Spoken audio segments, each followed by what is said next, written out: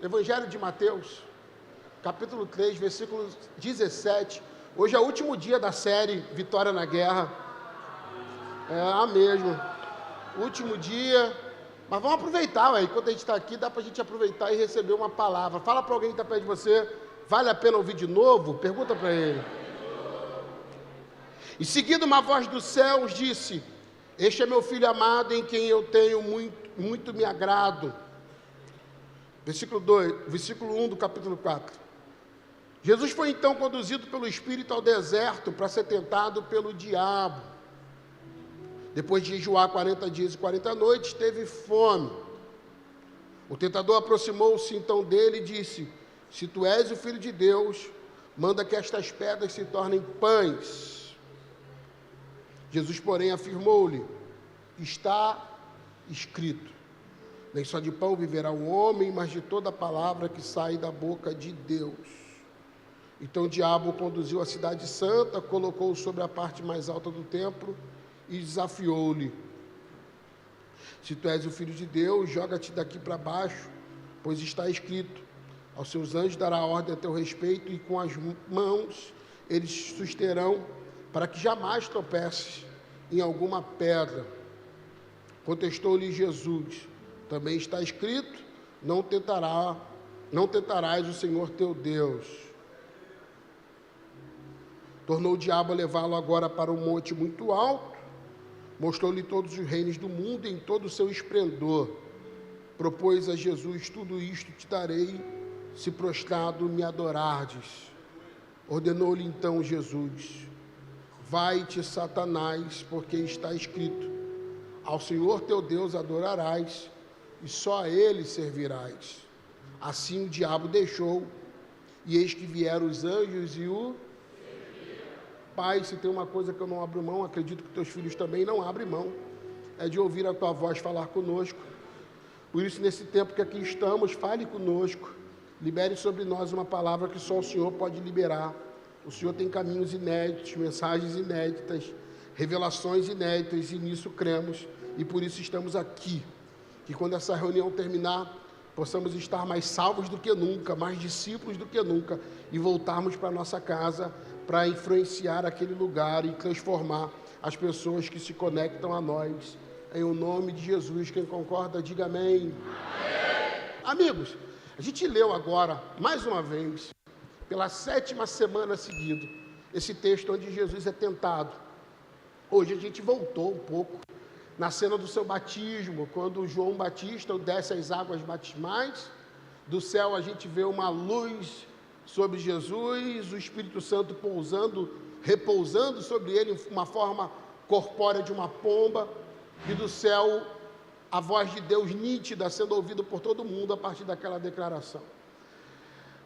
Nessas últimas semanas, se você não esteve aqui, a gente se reuniu discernindo o mundo espiritual e falando sobre momentos oportunos que o diabo nos ataca. A gente olhou para a vida de Jesus, que é o nosso modelo e a razão pela qual a gente se reúne, e a gente percebeu que nessa cena, do versículo 17 do capítulo 3, até o final do capítulo 4, o que a gente se vê é o diabo atacando Jesus em momentos que são oportunos. Logo depois a gente também conseguiu discernir que esses momentos não se restringem à vida de Jesus, mas à vida da igreja. E a gente, nesses últimos 7 encontros, a gente veio falando sobre isso. Eu comecei falando se vale a pena ouvir de novo, porque a intenção dessa noite é que a gente chegue no 7º momento oportuno, sim, mas que a gente tenha um olhar, talvez, uma visão panorâmica, um pouco mais limitada, mais profunda, sobre cada uma dessas semanas que a gente passou. Provavelmente a gente reverbera isso terça-feira ou sábado no nosso grupo de vida. E talvez para quem perdeu ou para quem se distraiu, seja sem dúvida, talvez não, sem dúvida, uma oportunidade de discernir talvez o que não foi discernido antes. Momentos oportunos em que o diabo nos ataca. Na primeira semana, e você pode pegar essa mensagem inteira no YouTube lá, quando a gente pregou a primeira semana, a gente falou que um dos momentos oportunos do diabo nos atacar é quando a gente tem clareza. Parece loucura, mas caminhar na luz deveria ser uma coisa normal para quem é salvo. Mas é incrível como as pessoas escolhem caminhar no escuro. É possível você achar alguém que frequenta a igreja e perguntar para ele: defina a sua fé. E se você perguntar para ele quem é Jesus, por exemplo, ele vai falar para você um monte de coisa, mas no final da história não vai dizer quem é Jesus. Isso depois de 20 anos frequentando uma igreja evangélica. Porque Jesus para ele é muito o que Jesus faz e nunca quem Jesus é. E mais ainda, Jesus ainda é uma coisa distante para ele. Jesus não é pessoal, Jesus não é palpável, Jesus é mais uma miragem, uma teoria, porque a relação dele com Jesus nunca foi uma relação com clareza. Isso é uma tragédia. Avisa para alguém que está perto de você, isso é uma tragédia. Mas talvez seja disso que os lobos vorazes desse tempo se alimentam, de gente que quer pregar a luz, proclamar a luz, mas escolhem não estar nela. A gente olha Jesus chamando os 12 discípulos dele para que estejam perto dele. Mais adiante eu falo sobre isso. E quando a gente pega Jesus chamando os 12 para que estejam com ele, o que Jesus estava dizendo para eles é: mesmo que eu tenha chamado vocês, se vocês quiserem continuar nesse negócio e entender o que eu estou fazendo, vocês precisam ficar mais perto de mim, porque quanto mais perto, mais claro. Você consegue falar isso mais alto aí? Quanto mais perto, mais claro.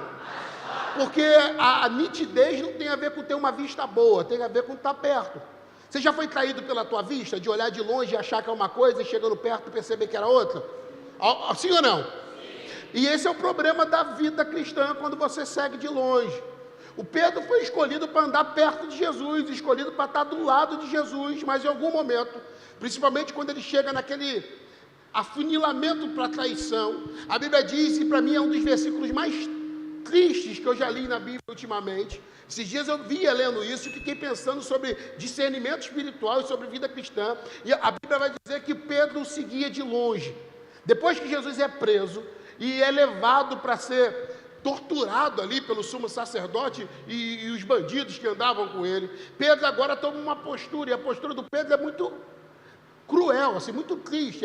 Ele toma uma decisão de seguir de longe. Ele segue ainda, entende ou não? Ele ainda é alguém que segue, mas ele seguia de longe. Pedro o seguiu de longe. Daqui para frente você só vai ver Pedro ladeira abaixo, até que Jesus aparece comprando um redentor e o levanta de novo. Mas depois que ele faz uma escolha de seguir Jesus de longe, ele começa a negá-lo, ele começa a traí-lo, ele volta a pescar, ele volta para tudo. Mas o que está acontecendo com Pedro? É que Pedro acreditou de verdade que estar presente era o suficiente. Pedro acreditou que estar seguindo era o suficiente. E talvez é essa a aposta do diabo. Pegar gente que caminha perto, mas não tão perto. Gente que vê, mas não vê tudo. E ele diz, mas eu sinto. Mas não era melhor do que sentir, era para entender. E deixa eu te falar uma coisa sobre a pregação do Evangelho. Quando você ouve a pregação do Evangelho, ela é tão poderosa, que você pode não ter entendido nada que eu preguei. Esses dias eu estava numa igreja, e no louvor, o pastor fez o apelo. No louvor, o pastor fez o apelo. E quando ele fez o apelo no louvor, sabe o que aconteceu? Um monte de gente aceitou Jesus. Aí você fala, mas que entendimento? A primeira coisa que vem na cabeça é, essa pessoa está aceitando o quê? Porque ninguém falou de Jesus, ninguém anunciou Jesus, só cantaram, e depois que cantaram, naquele frenesi espiritual, ele disse, vem, e vieram. E alguém diz, mas isso está certo? Claro que está, porque a pregação te faz crer, mesmo que você não entenda. Alguém já se viu crendo sem entender? Alguém aqui, sim ou não? Você creu e fez, mas você não estava entendendo nada. Mas por crer, você se jogou. Por crer, você chorou. Por crer, você se entregou. Alguém aqui? Ok. Só que o Evangelho, a prática do Evangelho, não é só crer e ficar arrepiado, mas andar no entendimento. E entendimento só vem com clareza. Por isso que Jesus pregava, mas ensinava. Então ele prega para que você creia, mas logo depois ele vai formar você um discípulo para que você entenda. Fala para alguém perto de você, isso aqui tem que ser entendido. E a tragédia é quando você é um discípulo de Jesus, que em vez de buscar entendimento, você só busca acreditar. E o problema de acreditar sem entender é que em algum momento o diabo vai te atacar e você não vai ter raízes para suportar isso. Por isso que quando Deus visita Jesus, depois do seu batismo, o que Deus quer dar para Jesus não é promessa do futuro, não é revelar CPF. O que Deus vai dizer para Jesus é coisa que esclarece seu propósito, para que quando o diabo viesse atacá-lo, ele soubesse exatamente o que fazer. Mateus 3,17, Deus diz, esse aí é meu filho amado, em quem eu tenho muito prazer. Está na Bíblia, está lá. Esse que é meu é filho. Esse que é filho, eu me agrado dele. Deus está dizendo coisas muito sérias que no evangeliquez do Piriquim, nesse profetismo falido que a gente tem, muita gente não ia gostar. Muita gente diz, isso lá é profecia para alguém que quer vitória? Pega esses profetinhos de meia tigela e mostra para ele uma profecia dessa, ele vai dizer assim, eu consigo entregar um recado melhor. Porque dentro do profetismo brasileiro, as pessoas não querem entregar, as pessoas querem pirotecnia. Então o cara fala, pô, vem falando de profecia para mim, mas nem machou. E outra coisa, antigamente o pessoal queria língua estranha, hoje em dia o pessoal quer língua estranhíssima. Não, hoje se o cara não vê, check, sprog, spring, sprog, stay, tom, pá, o cara não acredita. Ele precisa de alguma coisa surreal para dizer, meu Deus, foi muito forte. E eu não duvido que tu acha maluco desse frequentando a Vinde, não. Se tu ficar ligado, tu acha uns dois aí. Aí no meio dessa loucura toda, o cara vem, rei vem. Prex, proof, stay, tom, pá, pá. Imagina um ambiente profético que alguém viesse e dissesse para você, igreja, sou eu, hein? Digo que és meu filho. Eu te amo. E me alegro em você. Minha graça e minha paz vos deixo, amém. Alguém viciado em profecia dizer, só isso? Nem um avião? Nem uma viagem para o exterior? Só isso? Só que você precisa entender que Deus, quando traz alguém para perto, Ele traz para dar clareza.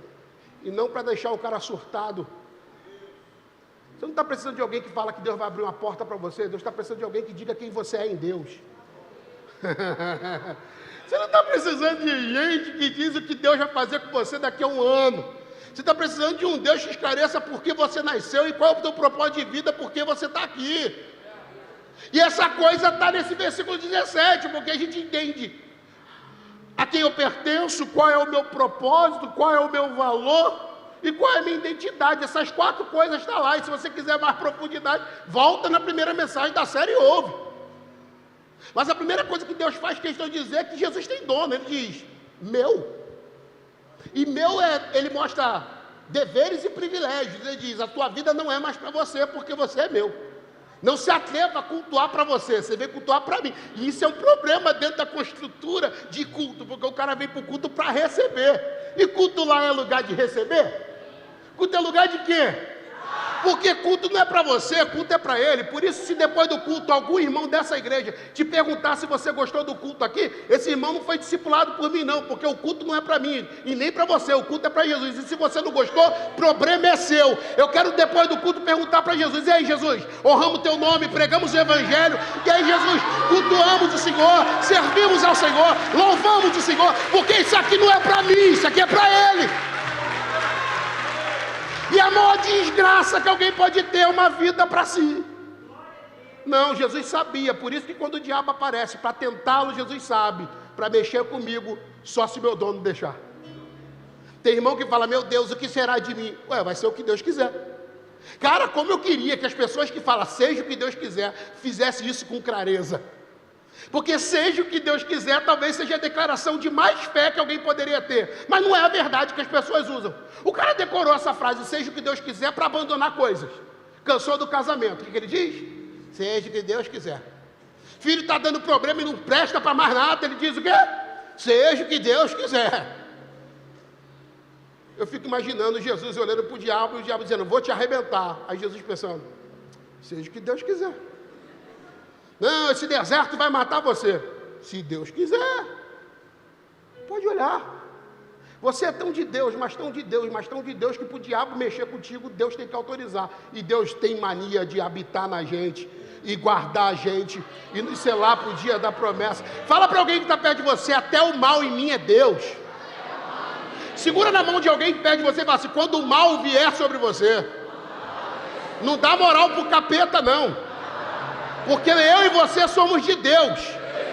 E quem é de Deus, o maligno não pode tocar. Seja bem, seja mal, tudo é para a glória de Deus.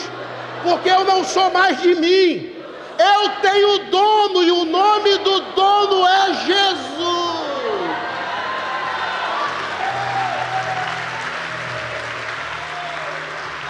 Clareza. Você pega o Pedro seguindo de longe, você começa a perceber que esse cara que começa a segui-lo de longe já não tem mais clareza. Vamos fazer um voto em Deus aqui? Segue de longe não, fica perto. Eu gosto de sentar perto do altar, sabe por quê? Quanto mais perto do altar, mais perto de clareza. Eu gosto de checar instruções. Alguém diz, mas por que você checa instrução?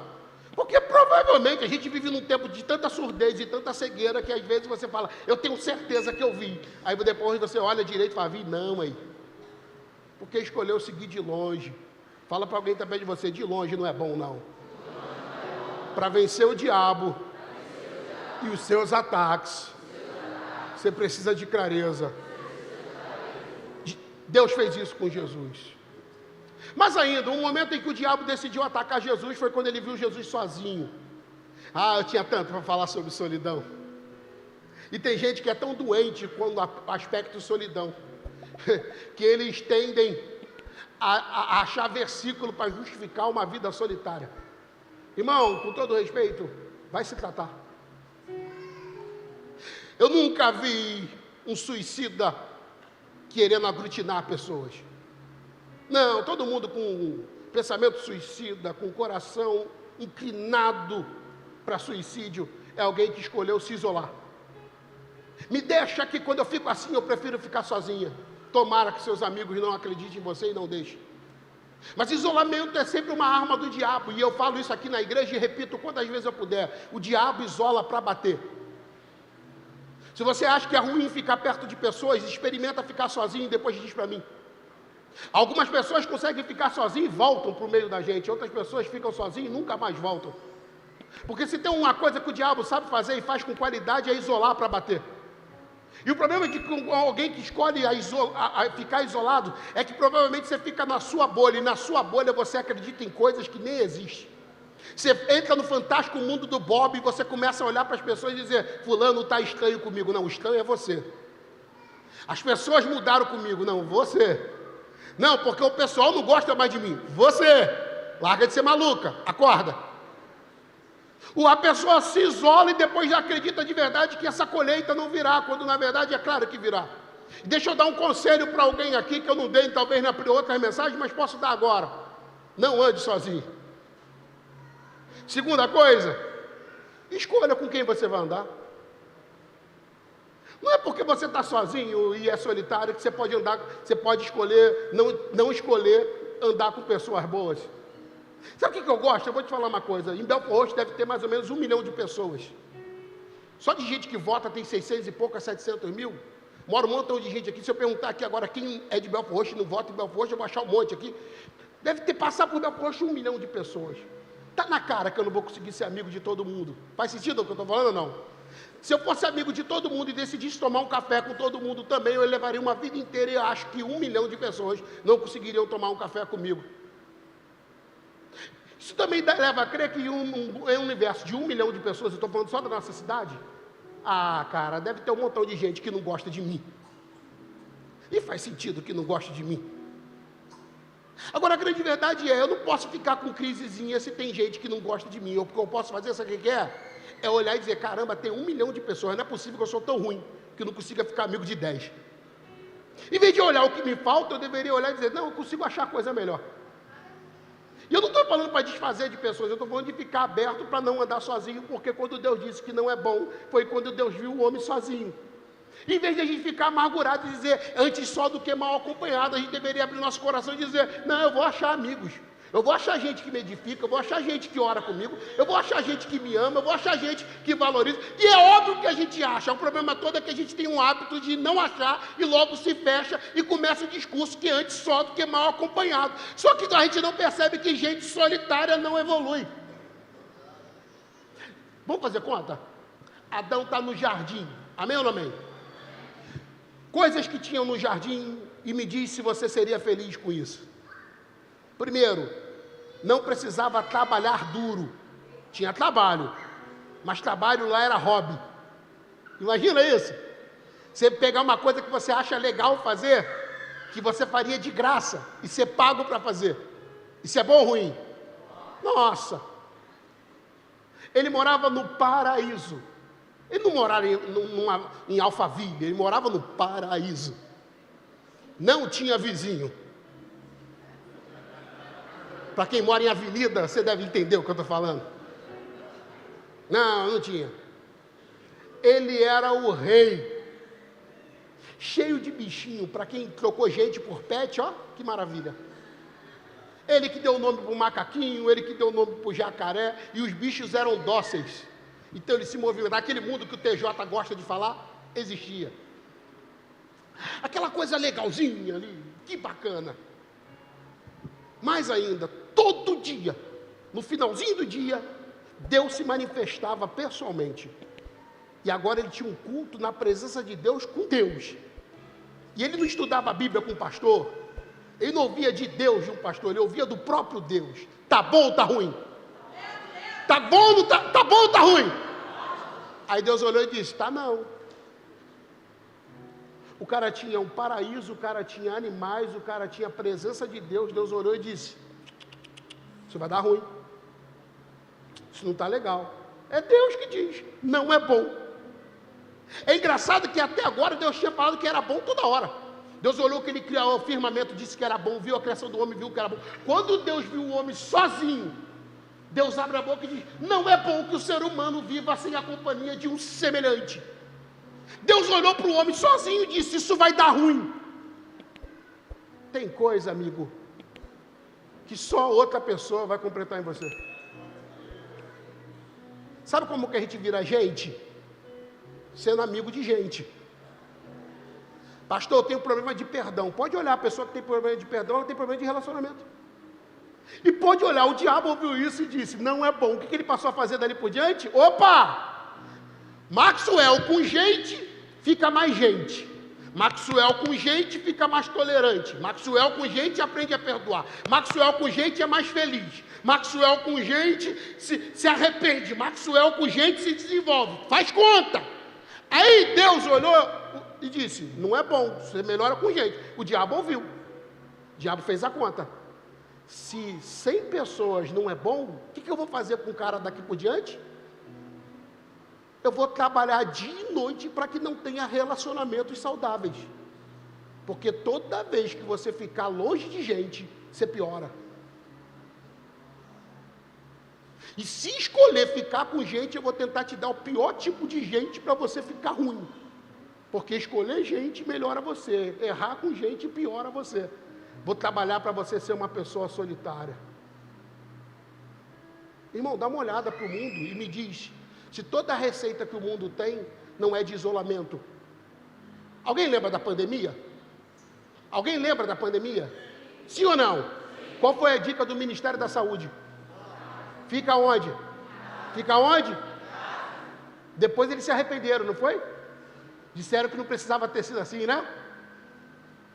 Mas em um ano, a lenha pegou o cara, isolou o cara e disse, vai melhorar. Melhorou? Se tem uma profissão que dá para dar muito dinheiro hoje, é a profissão de tratamento emocional. E psicólogo, terapeuta, está tudo ficando rico. E não precisa nem ser bom. É tanta gente com a cabeça panquecada, que todo mundo quer agora, e quando vai ver por que a pessoa está assim, isolamento. Tu pega a dica de segurança, qualquer especialista de segurança do nosso tempo, sabe o que ele diz? Não fale com o estranho. Cara, eu fui criado no Chavante. Ninguém tinha muro, e não é porque a gente morava em Beverly Hills. Ninguém tinha muro porque a gente não tinha dinheiro para fazer muro. Quando conseguia muito, era uma cerquinha de arame farpado. Então, moral da história, você estava dentro de casa, daqui a pouco o vizinho estava na tua porta. Daqui a pouco ele estava dentro do lado, tarde, cadê o café? Você começava a fazer café, o cheiro do café ia do lado, o vizinho já vinha com a caneca. Só eu que vivi isso ou mais alguém? Cara, eu vou falar os ladrão do meu tempo. Ladrão de galinha, era o ladrão do meu tempo. Eu fazia parte do bando que roubava a galinha. Deus, me perdoa, Senhor, me perdoa. Cara, mas até para roubar a galinha dos outros, a gente tinha um trato. Hoje eu roubava da minha avó. Semana que vem é da tua avó. Na outra semana era da avó do outro. E a gente era maneiro, a gente roubava a galinha e levava para a avó comer. Quando a gente não fazia no fogão a lenha da minha avó. Eu me lembro, meu pai tinha um botequinho, e eu me lembro dos caras matando um galo, que meu pai tinha um xodó com ele. E o galo tinha brigado, tinha apanhado pra caramba. Os caras falaram, esse galo vai morrer, mas antes de morrer, vamos roubá-lo. Roubaram, fizeram, levaram pro meu pai comer, na barraca do meu pai. Aí meu pai estava comendo, não, dá a coxa pro Tião, dá a coxa pro Tião. Aí deram a coxa pro meu pai. Meu pai, poxa, vocês estão bonzinhos comigo? Aí quando meu pai comeu a coisa, gostoso, é seu. Aí meu pai com raiva, mas pensando, agora eu vou comer, meu galo, eu vou comer. Cara, isso era o tipo de criminoso que a gente tinha há 20 e poucos anos atrás. Você quer saber por que ninguém roubava a gente? Porque todo mundo se conhecia. Você não rouba a gente que você tem intimidade e gosta. Eu vivi situações aqui, ó. Aqui sempre foi um lugar perigoso, de alguém roubar a bicicleta de alguém e a gente ir desconfiar quem estava roubando, e bater na porta e falar, pô, essa bicicleta é de fulano de tal. Aí a mãe do ladrão mandar o filho devolver. Não, dele não, devolve. Hoje ninguém conhece ninguém, o cara consegue roubar com uma tranquilidade, matar com uma tranquilidade, porque todo mundo virou estranho. Mas disseram, isola que vai dar bom. Está dando. A gente pega o moleque, pega ele, prende ele por 5 anos na cadeia e diz, ele vai aprender a ser gente isolado lá por 5 anos. E a gente jura que 5 anos na cadeia vai trazer um garoto bom para a gente. Eu cresci vendo meus amigos de infância sendo presos e ficando 5 anos. E quando o cara voltava um doutor para homicídio, um doutor para assalto. O cara fez 5 anos de faculdade no crime. E isolar ele não melhorava, só piorava. Mas alguém disse, isola que melhora. Se você é uma pessoa inclinada para ser depressiva, pode olhar. Se a tua escolha, toda vez que você tem um momento de tristeza, é se isolar, me diz, está melhorando? Você conhece alguém que disse, me deixa, melhorou? Você conhece alguém que disse, eu sou esquisita mesmo, vou ficar aqui quietinho, melhorou? Você quer saber quem é que está melhorando? Quem está gritando socorro, quem está dizendo não me larga, quem está dizendo fica comigo, quem está dizendo sozinho eu não funciono, sozinho eu não dou certo, sozinho eu não presto, me arrasta, me empurra, não me deixa, não me larga, porque eu sei que sozinho eu não me basto. Aí o que a pessoa diz, não, mas pessoas machucam, você faz o que com as pessoas? Não, pastor, tem pessoas que são difíceis, você é o que, praga? Não, pastor, porque ninguém me entende, nem você se entende, infeliz. E aí está querendo, as pessoas têm que me entender, nem você está se entendendo. Não, a gente tem que buscar entendimento, a gente tem que fazer esforço para perseverar na comunhão e ficar junto, porque junto a gente ganha alguma coisa. Eu, você e Deus vai dar certo, sozinho não dá. Olha para alguém que está perto de você e diz, você está andando sozinho não, né? Segura mesmo na mão dele, você não anda sozinho não, né? Porque sozinho o capeta te pega.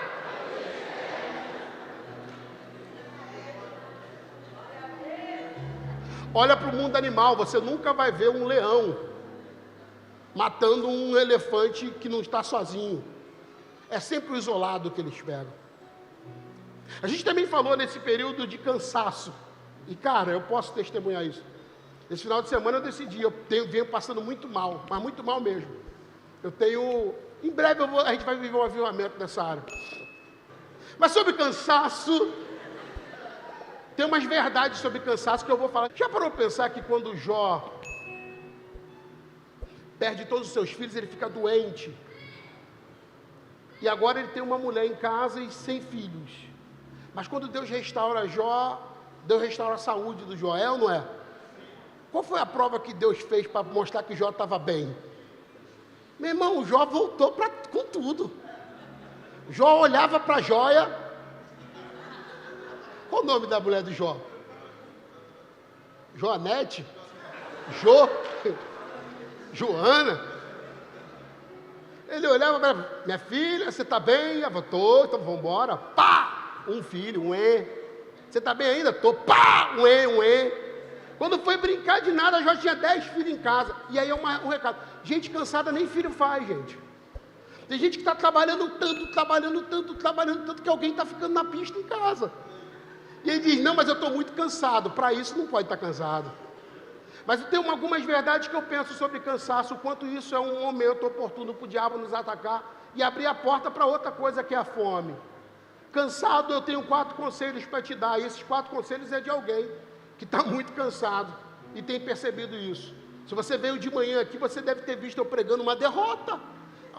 Da noite para amanhã foi uma mudança da água para o vinho.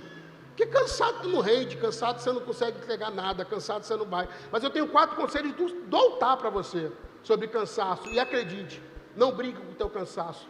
Não negocie o seu cansaço. Porque cansaço é um tipo de coisa que pode fazer você perder o que você tem sem perceber isso. Sobre cansaço, número 1, coma bem. Alimentação, depois de velho, eu tenho percebido que quando você se alimenta melhor, você ganha força para as outras coisas. Cara, tenta tirar da tua vida coisa que não presta, porque isso vai dar ruim. E aí você vai ter uma vida mais curta, não é porque Deus queria que você morresse cedo, mas porque você fez escolhas pequenas, como comer a carne com gordura ou sem gordura, que definiu se tu ia infartar aos 60 anos, 50 ou não. Durma bem. Cara, eu tenho descoberto como dormir faz diferença para você acordar até de bom humor. Terceiro, se exercite. Isso eu falo pela fé. Deus vai te levantar. E você vai conseguir, nem que seja uma caminhada de 30 minutos todo dia. Só não se exercite onde a Cláudia está indo se exercitar. Porque a Cláudia foi lá e voltou com o cóccix rachado. Quem faz exercício quebra o cóccix. Não vai lá não. Tirando lá. Inclusive o pessoal da dança está se exercitando, porque eu falei que não vai ter mais nenhuma gorda dançando nessa igreja. Eu estou falando isso publicamente, estou contando, eu vou contar por idade e quilo. Aí elas disseram para mim assim, pastor, mas o senhor é gordo. Eu falei, por isso que eu não danço. Você já me viu dançando? Porque fica uma coisa estranha, né? Tá lá fazendo um movimento.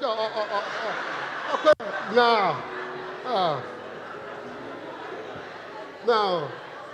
Eu gosto do balé do Faustão, não gosto do Faustão fazendo balé. Então as meninas estão se exercitando, estão indo para funcional, estão fazendo os corre dela lá. Mas eu vou dar um incentivo para vocês, vou botar uma balança aqui antes do culto todo domingo. Estou brincando. Coma bem, durma bem, se exercite, mas faça uma coisa que para mim talvez seja mais importante do que as outras 3. Folgue.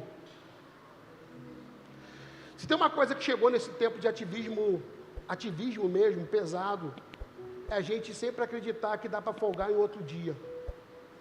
Quando você olha para Deus descansando no 7º dia sem estar cansado, aquilo ali não tem a ver com quem Deus é, tem a ver com quem Deus quer que a gente seja. Isso é coisa de pai. Deus não está cansado, mas está descansando para mandar um recado para a gente que é: trabalha 6 dias, mas descanse 1. Trabalha 6 dias, mas essa é a conta. 6 para você, 1 para mim, 6 para você, 1 para mim, 6 para você, 1 para mim. Eu fiquei olhando e caçando na Bíblia férias, eu não achei. Férias, 30 dias de férias. É óbvio que você não vai abrir mão de um direito desse se teu patrão te deu. Mas tem gente que eu já tentei tirar férias 10, 15 dias e fiquei mais cansado que antes. Porque não dá para tirar férias se você não aprendeu a tirar folga. E se tem uma coisa nesse tempo, pode olhar para a Bíblia, quando o faraó quis manter o povo escravo. A primeira coisa que o faraó propôs, sabe o que foi? Aumente o trabalho, porque esse povo só está pensando em liberdade, esse povo só está pensando em vida livre, esse povo só está pensando em terra prometida, porque eles estão descansados. O diabo acreditou de verdade que gente cansada não vai ser livre, gente cansada não vai produzir, gente cansada não vai além. Mas não é a verdade desse tempo? Você está tão cansado que não tem tempo para ser mulher.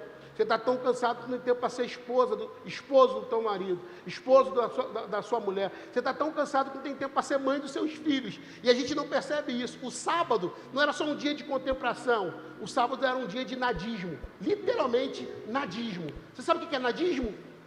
É eu acordar um dia para não fazer? É nada mesmo.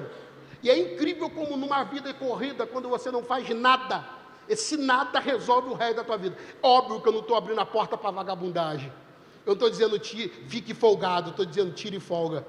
Trabalhe 6, folgue 1. Essa é a matemática de Deus. E aí o cara fala assim, mas eu não tenho dinheiro para isso. Cara, 15 reais tu vai no Tucano. Entende ou não? É um dia. Pega o metrô, vai no centro do Rio, a praia é pública. Olha a praia, leva pão de casa com manteiga. Em vez de tomar café em casa, leva a marmita que você leva para o trabalho, para Copacabana. Passa um dia lá, vai embora. Vai lá para o Jericinó, é Jericinó? Vai para ali, fica no meio do mato, leva um cachorro para lamber tua cara. E depois volta para casa. mas cria memória para você, cria memória para a tua família e principalmente, saia do lugar onde o diabo vai acabar e desgraçar com a tua vida. Eu tenho refletido muito sobre isso mesmo, e eu tenho tido prazer, ruim, mas eu falo prazer no melhor sentido de aprendizado, mas para eles não foram, de conversar com pastores. Um penúltimo que eu conversei, foi um pastor que era pastor da mesma igreja há 40 anos, e eu e Priscila sentamos para jantar com ele, e era o último ano dele como pastor da igreja que ele estava transicionando para entregar para outra. E aí ele disse para mim, eu perguntei para ele, eu sempre aproveito mesa, vocês sabem disso, e aí eu jantando com ele, eu disse, o senhor pode me dizer para mim o que o senhor se arrepende? Isso era antes da pandemia, faltavam uns 6 meses para a pandemia vir. E ele olhou para mim, para a Priscila e disse, eu me arrependo de não ter tirado folga com a minha mulher e com meus filhos. Eu disse, mas daí? Mas o cara era bem sucedido. A igreja era um monstro de igreja ali em Xerém, 40 anos que ele era pastor. Ele construiu uma mega igreja. Ele é dono daquele lado do Xerém ali de Caxias, das 4 maiores lojas de material de construção é dele. Rico, um monte de casa, um monte de obra, um monte de prédio que ele construiu. E eu disse, mas agora teus filhos, ele tem 3 filhos, ele tinha dado uma loja para cada filho administrar, uma ele ficava, que ele ia entregar no final do ano. E ele disse, não, eu me arrependo profundamente, porque eu percebi que nessa correria, eu não precisava ter corrido, eu podia ter vivido enquanto vivia. Mas eu achava que eu tinha que trabalhar para ter direito de viver, quando na verdade eu não entendi que quando eu acordei, eu já acordei com o direito de viver. Então, em vez de ele viver a vida que já estava entregue, ele queria pagar para ter direito a ela, mas ela já estava ali. Por que me dói essa conversa com esse pastor? Porque 6 meses depois eu voltei lá. E ele estava inteirão, bonitão. 6 meses depois eu voltei lá. E quando eu voltei lá, cadê o pastorzão? Soube não? Morreu. E ele fazia planos naquele dia, conversando comigo, que daqui a 9 meses, quando não tivesse mais a igreja, ele ia fazer uma viagem pela primeira vez com a mulher, porque ele era casado com ela há 40 anos e nunca tinha tido uma viagem de lua de mel. Ele ficou 40, você está quanto casado? 10? 12? 15? Está sempre ruim, está sempre brabo, está sempre sem... Porque gente cansada não tem tempo para programar nada. Cara, essa semana eu fiquei pensando, eu estou fazendo 9 anos de casado com a Priscila.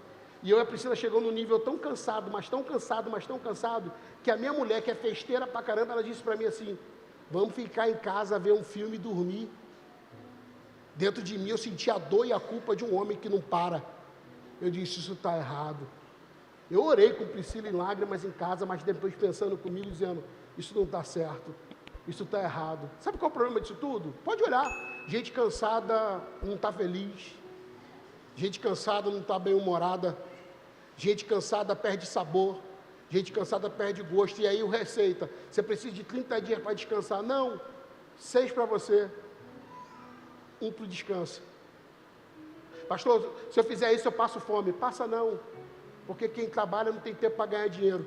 Geralmente quem ganha dinheiro é quem está descansado. Quem está descansado atende melhor, quem está descansado flui melhor, quem está descansado produz melhor.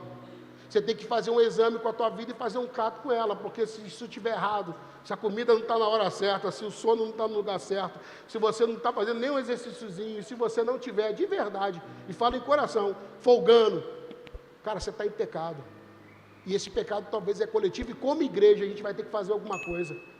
Esses dias atrás eu me reuni com um grupo de líderes dessa igreja, e a conversa dos que conseguiram falar, porque tinha uns 40 na reunião e falou uns 15.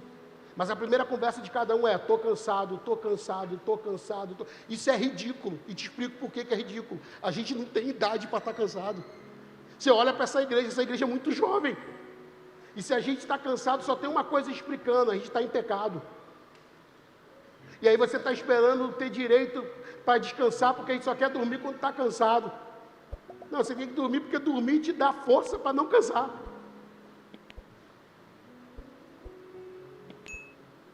E Deus tem sido bom com a gente, está cheio de personal trainer aqui na igreja, arruma alguém. Eu vou botar um bagulho aqui, o nego vai desviar comigo, mas eu estou pensando seriamente em abrir essa igreja 6 da manhã, botar um zumbeiro aqui, ó. Vamos queimar a banha, queima ele, Jesus, imagina.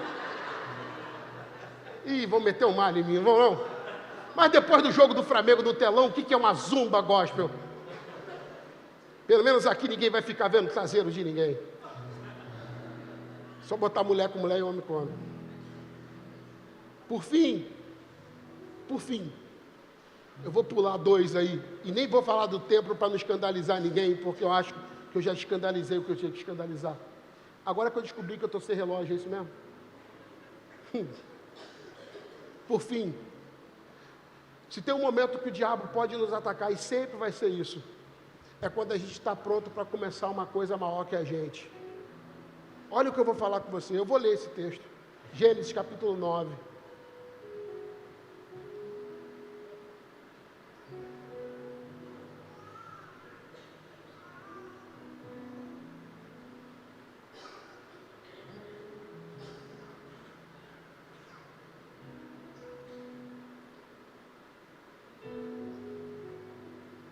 Versículo 20.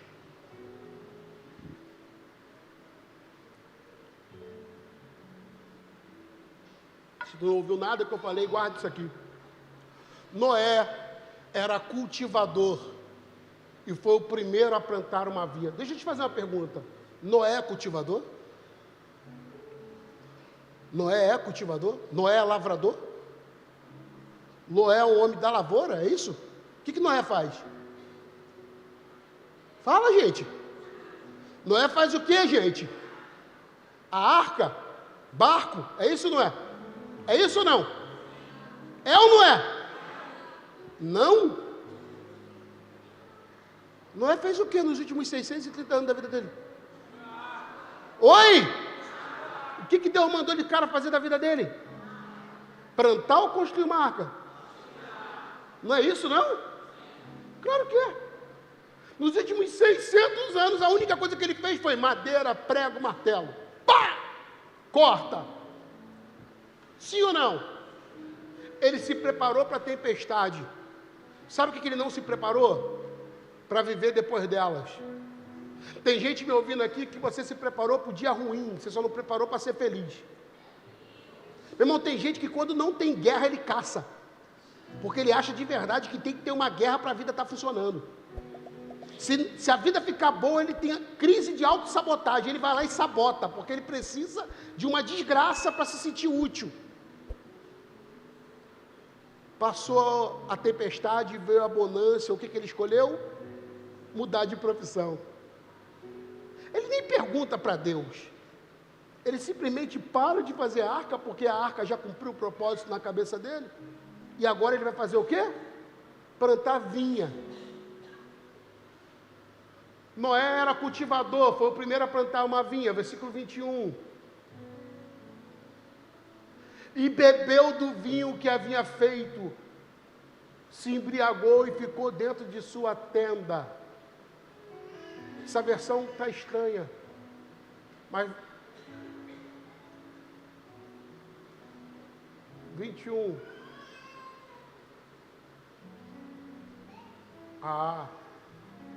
Bebeu do vinho e embebedou-se e ficou nu, e descobriu-se no meio de sua tenda. Olha para mim parar essa conversa. Faz conta aqui comigo, aqui rapidinho. O cara não entendeu que quando eu ficar pronto para viver algo maior do que eu, aí é a hora que vai ficar mais perigosa para mim. Escuta, esse momento para a gente como igreja, talvez seja o momento mais perigoso. Sabe por quê? A gente está no 8º ano da Vinde indo para o 9º, e a gente sabe exatamente o que a gente precisa fazer na próxima década nessa igreja. Você que está chegando aqui, você está chegando apaixonado pelo que a gente está fazendo, principalmente porque alguém te falou do que a gente está para fazer na próxima década. Você está sendo envolvido, Deus está pegando pessoas com a sua rede de amor e está trazendo para perto da gente, e todo mundo está vindo para cá sabendo, eu vou trabalhar muito. O que está acontecendo? O que está acontecendo é que a gente sabe que está para fazer alguma coisa muito maior do que todo mundo aqui, sim ou não? Isso está claro ou não? É coisa da minha cabeça? Se apresenta diante de nós alguma coisa maior do que nós mesmos, sim ou não? E talvez seja um momento mais perigoso e oportuno para o diabo nos atacar, quando a gente está para começar algo maior que a gente. Você acha de verdade que o algo maior de Noé era fazer a arca? Ou começar um novo povo? Fala para mim. O que ele tinha de maior para fazer? Era botar os filhos dentro da arca para não morrer afogado? Ou educá-los numa vida em Deus? Para que a próxima humanidade fosse melhor do que a que acabou de ser morta e sepultada? Só que ele não percebeu que quando eu estou para fazer algo maior do que eu, é que o diabo vai me atacar. No ócio, não tendo o que fazer, ele escolheu fazer outra coisa que não seja o propósito de vida dele. Eu estou vendo gente brincando com propósito. Eu estou vendo gente que tem vocação, brincando com a vocação. E dizendo, não, eu vou fazer um hobbyzinho que não é meu propósito, mas esse hobby vai me levar para outro lugar. E ele não está percebendo que é aí que vem a banda. Plantou a vinha, deu tempo do vinho crescer, dar uva, tirar a uva, e agora ele faz vinho, e agora ele fica doidão, e doidão ele fica descoberto dentro da sua casa. Seu filho mais novo vê a sua nudez, não lhe cobre, e agora ele é um pai que vai amaldiçoar um filho, porque ficou bêbado dentro de casa. A gente diz, mas o caçula não era para ter feito o que fez com o pai. Verdade. Mas o pai não era para ter ficado embriagado dentro de casa. Quando que ele ficou? Quando ele não percebeu o quanto é perigoso. Quando a gente está para fazer algo maior que a gente. Agora, em vez de ele ser o pregador dessa nova geração, ele é o pai que amaldiçoa a filha em casa. O que eu vou fazer com a gente aqui é profético. Em 2017, a gente tinha uma lista de coisas. A gente sempre se moveu assim. Aqui onde você está pisando, era uma lixeira. Ali na frente tinha lixeira, aqui atrás. E aos poucos a gente vem avançando. E todas as vezes que a gente foi fazer isso, a gente fez isso de forma profética. A gente reuniu com a igreja, orou. A gente orou aqui, dizendo, aqui vai ser estacionamento. Depois a gente orou, aqui vai ser um auditório. E hoje a gente tem feito isso. Esses dias, a Luciana mandou para mim as nossas metas de oração. É isso mesmo, meu filho. A mesma coisa de manhã. Isso, parabéns. E aí a gente orou.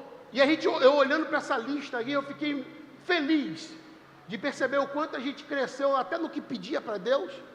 E principalmente o quanto Deus respondeu tudo que a gente orava. Mas agora, nesse exato momento, eu falei, caramba, eu vou ter uma noite de clareza com a Vinde. Bota o que a gente tem orado agora e vai acontecer, provavelmente nos próximos 12 meses. Agora, dia 13 de julho, que dia? A gente vai estar na festa da vida, a terceira festa da vida. Só que essa festa da vida, diferente do que a gente estava pensando em fazer, a gente vai aproveitar ela para fazer uma noite de multiplicação. A gente vai fazer uma festa de multiplicação, porque a gente, nesse exato momento, a gente está em 33 casas e a gente passa a ficar em 60. Não, dá um glória direito, 60 casas.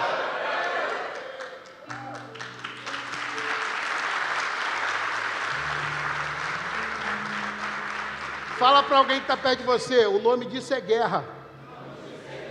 Sabe o que significa 60 casas? Significa que eu preciso tirar a chupeta da boca de gente que quer continuar sendo mimado. Porque 60 casas significa que a gente precisa de novo repartir. E alguém vai dizer, meu Deus, eu preciso ficar com mais gente. Não, você não precisa ficar com mais gente, você precisa viver com propósito. Um grupo que tem 8 pessoas, 9 pessoas, já está virando uma panela fechada que não ajuda a vida de ninguém. A gente precisa ter coragem para seguir em frente e fruir na vida de outros. E não por performance, mas por caráter, de que o testemunho da salvação que eu tenho, eu posso compartilhar com o outro, e eu posso ser um salvo que se responsabiliza por outros. 60. Isso é uma guerra fazer isso. E aí eu lance 60 grupos de vida em julho, porque no grato, provavelmente, a gente já vai estar de novo multiplicando para 120 casas. 120 casas é para você ficar feliz, porque 120 casas significa que até lá, Deus vai ter dado a essa igreja o dobro do que ela tem hoje. 1000 pessoas novas chegando nessa igreja. Fala para alguém que está perto de você, isso também é guerra. Porque provavelmente essas 1000 pessoas são gente que agora não veio para o culto porque está assistindo o jogo do Flamengo, brigando, dando facada no outro. Seu parente, sua Jerusalém, viciado, drogado, preso em alguma imoralidade sexual, arrebentado, mas que Jesus vai alcançar ele através de você e da sua casa. E essas pessoas vão ser salvas. Dessas 1000 pessoas, provavelmente de uma multidão que vai passar pelo encontro do mês que vem, do outro mês e vai continuar vindo. E aí a gente pode dar glória a Deus, mas ao mesmo tempo, escuta, não há dúvida, eu nunca brinco com isso. Todas as vezes que eu coloquei alguma coisa nesse telão, ou nesse altar e falei, aconteceu. E acontece mesmo, não é porque eu sou profeta não, é que eu tenho mania de falar o que Deus já falou comigo. E se Deus falou, Deus não mente, Deus não erra, Deus faz. Mas quer ouvir isso aqui? Guerra. Não, não vem, essas pessoas não vêm, essas casas não vêm com o diabo dizendo, pode levar, pastor. Opa, passa, vinde. Não, a gente vai e arranca. A gente vai e toma força. A gente arromba as portas do inferno e fala, deixa a igreja passar. Em agosto tem a maior conferência que a gente já fez aqui, que é a conferência discípulo. E aí você pode dizer para mim assim, caramba, pastor, a maior conferência. A gente está recebendo gente de fora do Brasil, a gente está recebendo grandes ministros de São Paulo, de Minas Gerais, gente que, sinceramente, eu fico pensando na igreja que a gente tem, e a igreja que eles têm, e eu fico com muito medo de como recebê-los aqui, eu juro, porque são pessoas de verdade que têm muita ocupação e estão parando tudo. E pela primeira vez, a gente nunca tinha feito isso, mas a gente pagou passagem, já vimos hotel, aí está fazendo negócio de grande, é forte mesmo. E aqui nesse auditório a gente vai estar lotado de gente com uma intenção diferente do culto de domingo à noite. Gente que está aqui para ser discípulo de Jesus, formado discípulo de Jesus, e se preparar para a próxima estação, que eu estou falando de 120 casas.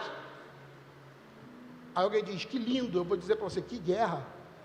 É tanto guerra que você deve estar ouvindo eu falar de conferência de discípulo há quantas semanas, e nunca conseguiu pegar e dizer, vou me inscrever. Não é porque falta dinheiro, não, é porque falta uma clareza mesmo, dizer, caraca, eu não quero ficar de fora do que Deus está fazendo, eu preciso estar lá. Mas você ficou tão bom em dar desculpa para fugir de propósito, que você vive para você e não percebeu isso. É guerra.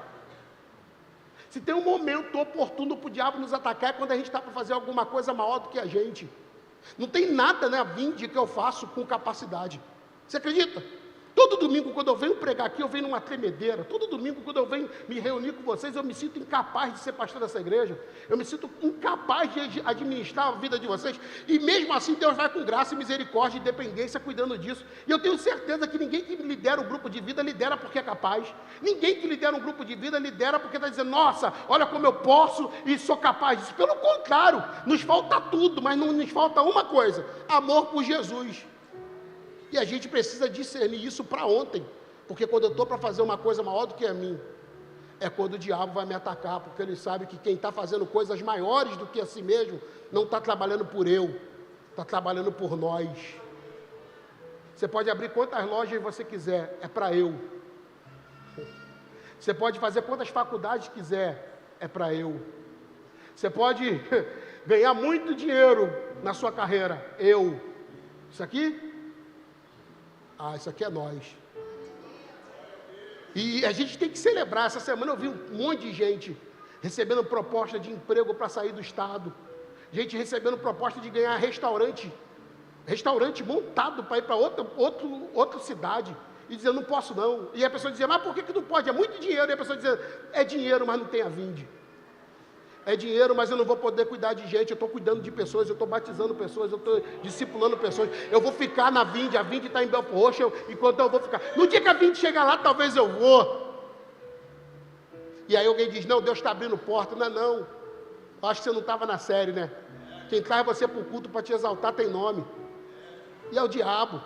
E tem um montão de gente recebendo proposta que te tira do propósito, achando que é Deus. E o diabo sempre tem uma proposta para quem tem propósito.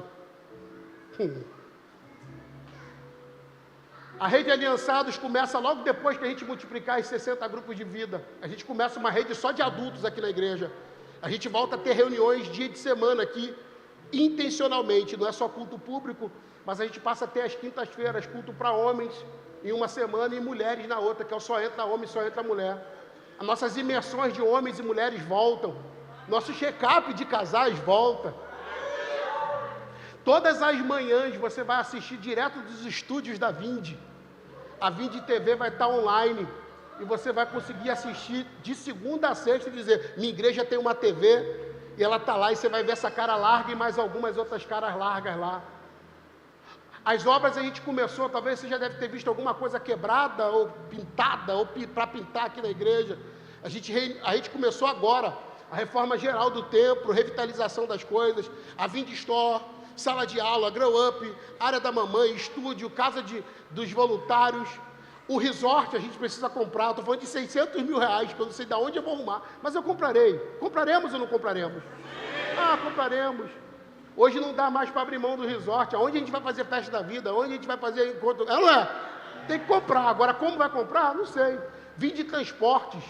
Caramba, a gente precisa de verdade, a gente está reformando o ônibus, não sei se vocês estão percebendo isso, mas o ônibus daqui a pouco, daqui a uns 15 dias, vocês já não vão andar com o ônibus tão feio, ele vai estar bonitinho, mas esse ônibus eu só estou reformando ele por questão de honra mesmo, porque ele andou tão esculachado, que eu falei, eu preciso acertar ele, mas sinceramente, o certo é que esse ônibus vire oferta para alguma igreja mais pobre que a nossa, sim ou não?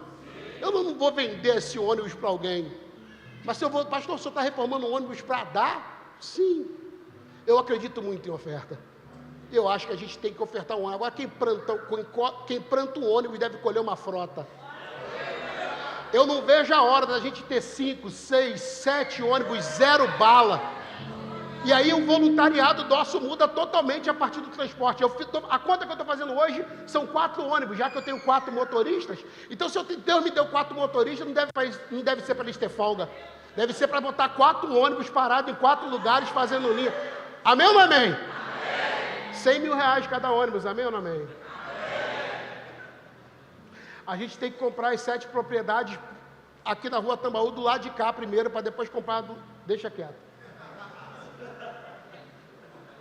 No final da história, para a gente construir o que a gente quer, a gente tem que comprar pelo menos uns 15 a 20 terrenos aqui. Mas a gente comprou mais 3 agora. Não, pô, não é possível, isso não empolga vocês? Caraca! Pô!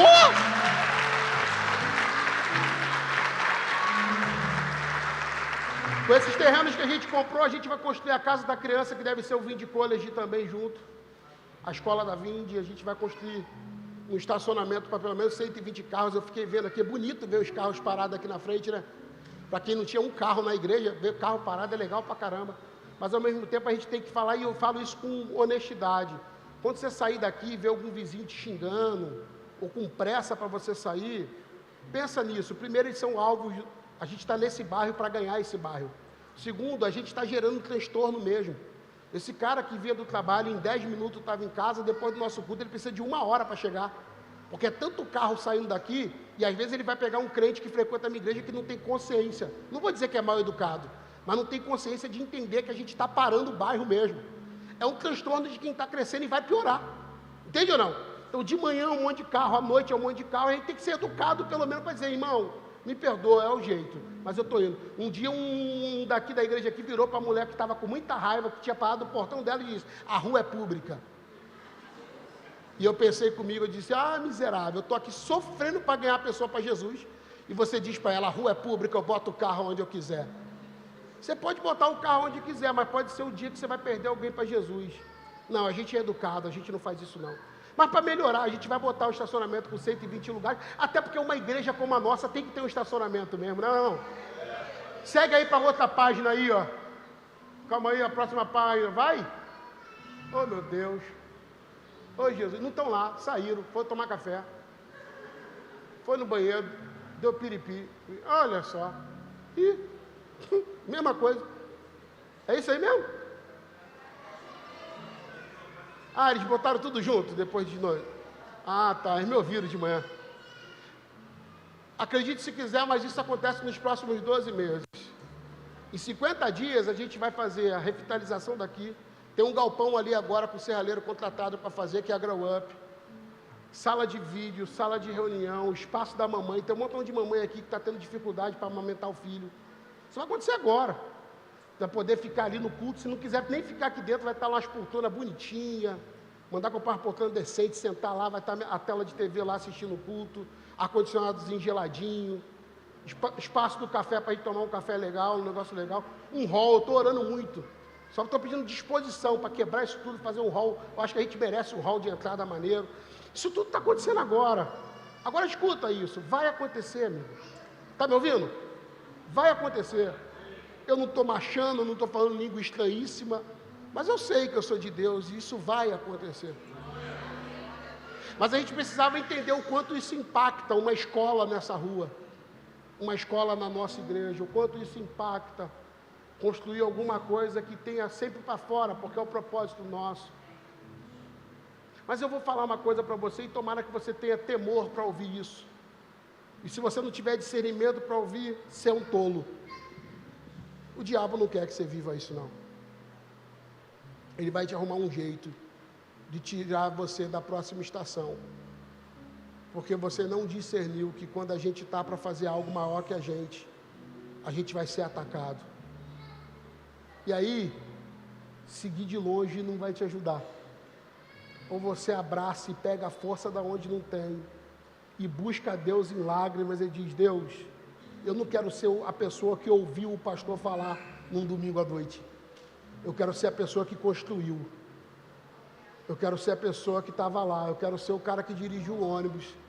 Eu quero ser a professora que deu aula naquela escola. Eu quero ser a pessoa que cuidou daquelas crianças. Eu quero ser alguém que participou disso tudo. Mas quer ouvir uma verdade?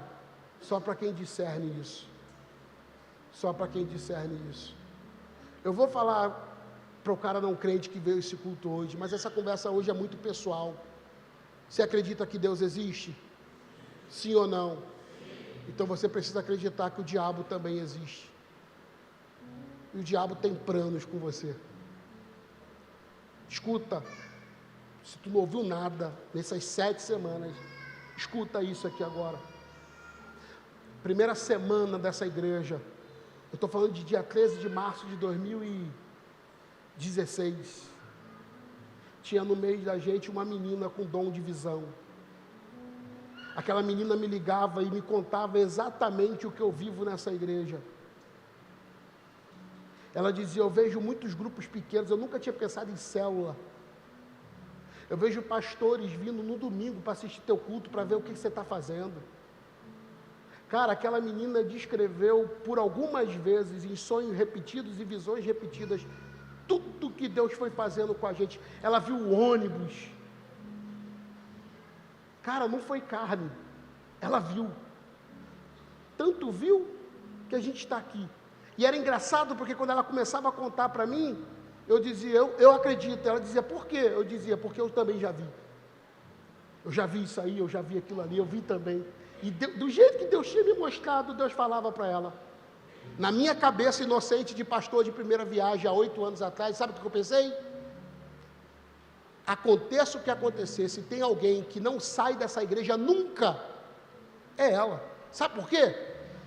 Porque ela viu. Você quer saber quem foi o primeiro casal a nos deixar? Ela com o marido.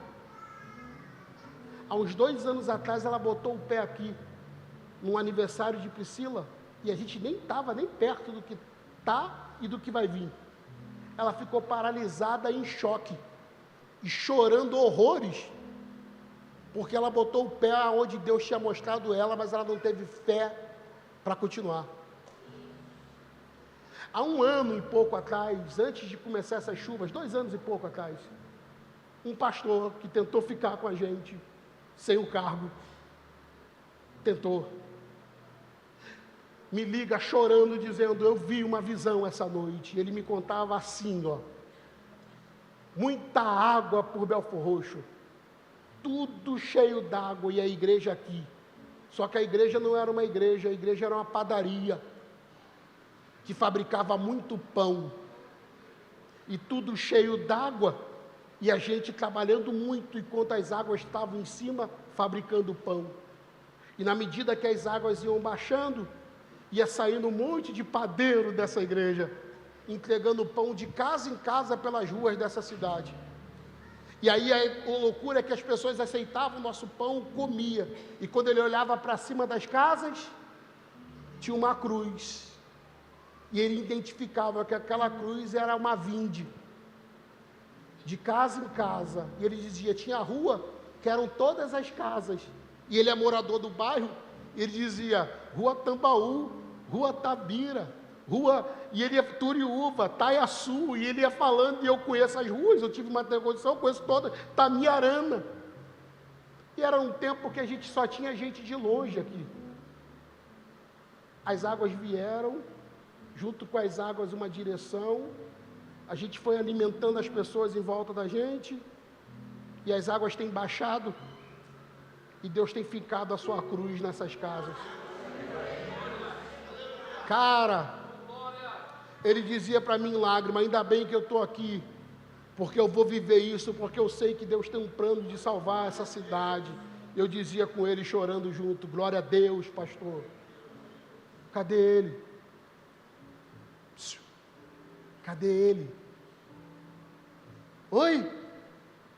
Tá aqui não. Essa noite você pode não ter tido um sonho, mas Deus te colocou diante de uma visão. O coração acelerou, está animado, achou bonito e acredita. Não tem a ver com Deus querer. Deus tanto quer que você ouça e viva isso que te trouxe aqui. Você pode ter pisado aqui pela primeira vez. Você pisou aqui, não foi de bobeira não. Deus te trouxe aqui porque Ele está te mostrando o que Ele quer te dar. Mas se você não discernir mundo espiritual, você vai ser mais alguém que viu, mas não entrou. Eu quero desafiar pessoas que querem viver isso. Eu tenho uma palavra ainda para quem não é crente, veio nesse culto ou está afastado, mas eu não posso antes disso falar para quem é dessa igreja, ou quem chegou aqui nessa igreja hoje, mas já entendeu o pertencimento. Eu queria desafiar você a orar a Deus agora. Feche os seus olhos. Pode desligar a live.